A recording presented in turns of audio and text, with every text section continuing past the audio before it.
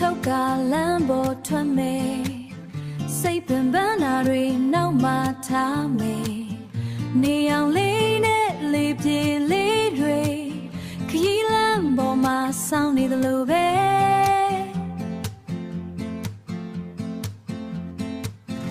တောင်တန်းတွေကလလန်းခေါ်စမ်းကြောင်းတန်လေးချုံမြိန်တော့နှလုံးသားတွေလန်းဆန်းစေဒီခရီးလေးနဲ့ပျော်ရွှင်စေ